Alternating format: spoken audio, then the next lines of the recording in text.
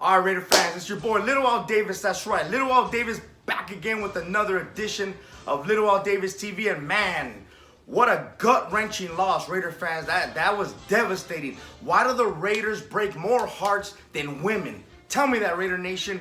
Every year, man, the Raiders find a way to break our hearts, man. They're like women, always breaking hearts. But with that being said, Raider fans, I'm going to give you guys some quick notes, some quick nuggets. I was at the game live in the flesh, so sit back, relax, and enjoy this video. This game, Raider Nation, was a tale of two halves. From our opening possession in the first quarter, Carr started off the game like it was just flawless execution and laser focus. He started off the game 4 for 5 with a touchdown. Josh Jacobs, I want to say, had like 8 carries in that drive, in that opening drive. And we ate up like 10 minutes of clock. I thought, man, that first possession, laser focus, flawless execution. And that was a great way to start that opening drive. And then we go up 20-0. But it was a great way to start that opening drive. But trip out on this, Raider fans. In my opinion, the turning point in the game was when we got the ball back in the second quarter. We had like 1:51 left. I want to say we had like 2 timeouts. We didn't have no urgency. There was like no intensity to drive the ball down the field. All we needed to do was drive the length of, it was like 73 yards to get a touchdown. But yet we settled for another Daniel Carson field goal and we go up 20-0. We cannot continue to settle for field goals. We were 2 for 4 in the red zone today, so that's 50%. But at the same time, there was a lot of mistakes, a lot of mental errors. I think we had like 10 penalties. I'm not sure the yardage. I think it was like 68 total penalty yards. But there was a lot of crucial penalties that were being called against us. And a lot of penalties being called against us in critical moments, like that one interception that was negated on Nate Halves because of a holding penalty. That was a big penalty, man. We could have definitely took advantage of that interception by Nate Halves, but again, they negated the call because of a defensive holding. There was just a lot of mental errors, man. We played sloppy today, Raider fans. If you look at the stats, in the first half, the Cardinals we held the Cardinals to 86 total yards, Raider fans. That's right, 86 total yards in the first half. The Cardinals finished the game. Not only did they get the dub, the win, but they finished the game. They went from 86 total yards in the first half to 413 total yards in the entire game. What does that tell you? Again, it goes back to what I said earlier. It's a tale of two halves. We were just too sloppy overall. A lot of mental errors. We had how many illegal formation calls on our offense? A couple holding penalties. Like I said, 10 penalties for 68 yards.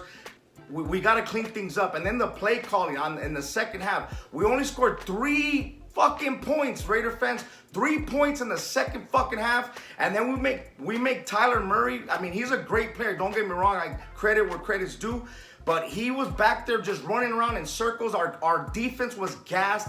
Guys, they were just burned out, man. If on that Kyler Murray 2-point conversion, he was back there scrambling. It looked like for an eternity. He had like 20 seconds back there just running around, and then he ends up running in for the 2-point conversion.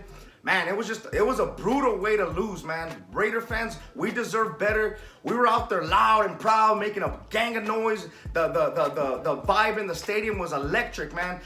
And just my luck, Raider fans, every time I go to a game at Allegiant Stadium, there's always this big homie sitting next to me, big ass dude with fucking popcorn, nachos and shit. But I made his ass stand up. Every time the Raiders were on defense, I'm like, let's go, get your fat ass up. So he was getting his steps in, you know.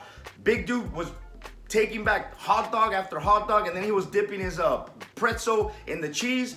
And then he had one of those big ass Raider souvenir cups. And then I asked him, what you got in there? Is that a Dr. Pepper? The big homie was like, hell nah, dude, I'm on a diet. It's a Diet Coke. And I looked at his ass, I just started laughing. But anyways, Raider fans, I just got to throw that humor out there because, again, Raiders, we deserve better. We're better than this. We're 0-2.